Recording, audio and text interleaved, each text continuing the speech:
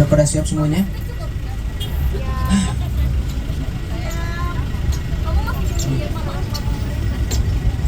Oke, saya sapa dulu. Assalamualaikum warahmatullahi wabarakatuh.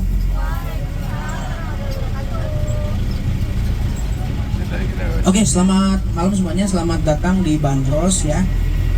Ini baru pertama kali Bandros? Baru pertama kali. Oke, terima kasih ya. Ini namanya Bandros, Bandung Tour on Bus. Jadi sesuai dengan namanya, di sini kita akan berkeliling kota Bandung. Tapi tidak hanya keliling saja, kita juga bakal mengetahui ada apa saja di Bandung ini ya. Oke, sebelum dimulai perkenalkan diri dulu, nama saya Fajar, saya dari HPI.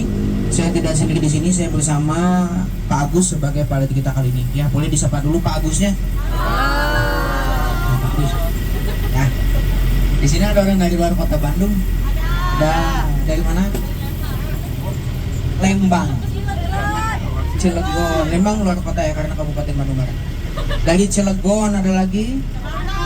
Dari Jakarta. Ada lagi? Washington DC. Washington DC. Iya. Oke. Ibunya? Jauh-jauh datang ke Bandung. Ibunya? Iya. Oh, luar biasa. Ya, oh tinggal di sana? Iya. Oh, oke. Bawa saya ke sana. Saya malas di Indonesia. Ya. Ada lagi? Ya, paling belakang dari mana? Dari ya. Dari kemarin. Ya, yang dari depan dari mana? Luar negeri. Ya, apa-apa ya. Yang penting bukan orang Bandung asli. Oke, terima kasih sudah mencoba Bandros ya di malam hari ini. Jadi di sini kita tidak hanya berkeliling saja, kita akan mengupas 4 poin kota Bandung. Pertama adalah sejarah, kedua kuliner, ketiga pusat belanja, terakhir bisnisnya. Ya, kalau ngomongin soal sejarah sudah jelas kota Bandung banyak sekali bangunan-bangunan cagar budaya ya. Di sebelah kiri salah satunya ada cuanki di sini. Cuanki itu makanan khas Bandung, cari uang jalan kaki. Maksudnya di sini dekat sama gedung Indonesia Menggugat. Nah, ini tuh tempat persidangan Bung Karno ya, presiden pertama kita waktu dipenjara di kota Bandung, dan beliau membacakan pledoinya atau pembelaannya yang bernama Indonesia Menggugat di kawasan itu. Ya, jadi membuktikan kalau memang dulu Bung Karno itu memang pernah singgah di kota Bandung dan pernah tinggal di sini. Kayak gitu. Ya, bahkan di sini juga kan salah satunya ada di sini, yaitu Ibu Inggit Garnasih ya. Nah, kita akan memasuki kawasan Balai Kota Bandung. Menurut orang Belanda, Balai Kota ini dikenal dengan alun-alun orang Belanda. Karena kalau di Bandung, kalau disebut alun-alun atau square itu harus punya 4 pusat. Pertama, pusat ibadah. Nah, pusat ibadah yang dekat di sini ada di sebelah kiri, yaitu gereja Protestan pertama di Bandung tadi, Gereja Petro 1921. Lalu ada tempat bisnis atau tempat dagang, itu Jalan Braga. Ya, lalu ada pusat berkumpulnya masyarakat. Kita punya taman pertama di Bandung di sebelah kanan, namanya Peters Park ya, atau kebun raja. Lalu ada kantor wali kota Bandung atau pusat pemerintahan yang dibangun tahun 1820. Nah, tapi dulu bukan jadi kantor wali kota, melainkan gudang kopi ya, karena salah satu komoditas terkenal di Bandung selain teh dan hina itu biji kopi ya. Nah, dulu biji-biji kopi yang sudah panen didiamkan selama 8 tahun untuk mengurangi kadar asam di sini. Oke, di sebelah kiri kita ada Masjid Al-Ukhwah, Masjid Agung Balai Kota. Di tahun 1901, masjid ini bernama Loji Sinyen. Loji Sinyen merupakan pusat pemuja setan. Bandung itu kota pertama di Indonesia yang melahirkan pemuja setan. Kenapa? Karena masyarakat Bandung dulu mayoritasnya orang Belanda. Jadi segmentasi ajaran-ajaran sesat adalah orang-orang Belanda.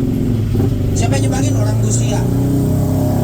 Namanya Helena Blavatsky. Betul-betul melihat kondisi kota Bandung banyak orang-orang Eropa atau orang Belanda, makanya disebarluaskan ajaran tersebut. Ternyata berkembang pesat, akhirnya kita punya loji baru dibangun, namanya Loji Hermes. Tapi kita mengenalnya rumah kentang. Ya, jadi di Bandung itu rumah kentang sebenarnya bukan rumah hantu, tapi rumah yang pernah dijadikan sebagai tempat perkumpulan pemuja setan. Seperti apa? Freemason, Illuminati, Okkultisme, Teosofi, dan banyak di Bandung itu. Ya, jadi kesimpulannya adalah kalau punya teman orang Bandung sesaat itu wajar. Ya, karena memang basic kita seperti itu. Ya, tapi kalau balik lagi, banyak orang Belanda tinggal di sini, banyak banget. Unpar. Ada di sebelah kiri. Belok kiri, mentok, ketemu jalan Dago. Dago itu kawasan elit pertama orang Belanda saat tinggal di Bandung.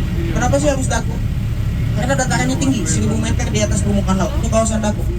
Makanya kalau masuk jalan Dago kawasannya dingin. kayak di Eropa. Bedanya kalau di Dago nggak ada salju, adanya longsor.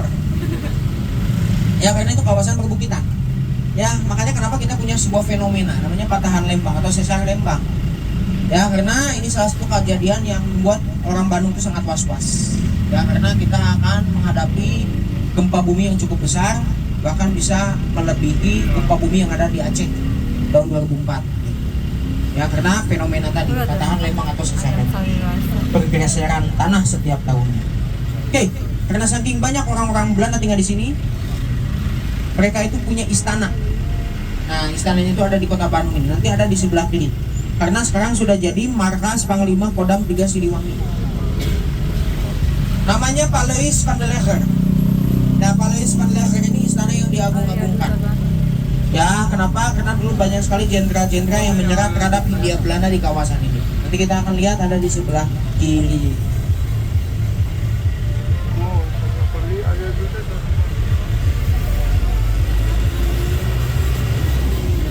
Nah, dari sini udah kelihatan ada Paleis van der Leger. Ya, memang agak pencahayaannya sangat kurang sekali ya. Dingin ya. Nah, ini di sebelah kiri kita Paleis van der Leger. Jadi dulu tuh saking ini disebut bangunan sakral, nah, beberapa orang Belanda itu percaya ini bangunan harus dibuat sebuah persembahan. Akhirnya dibuat patung di dalam teman tertua ketiga, namanya patung Pastor Verbrack. Beliau ini prajurit perang Aceh yang berjasa di bidang pendidikan peperang Kristen. Ya, tetapi yang dipercaya oleh orang Bandung, patung Pastor Verbrack adalah salah satu patung yang mistis karena bisa gerak. Ya, ini memang orang Bandung agak konyol karena menganggap ini patung bisa gerak. Ya, seperti noleh kanan kiri, lagi megang Bible sebelah kiri tiba-tiba pindah ke kanan, kadang-kadang jatuh.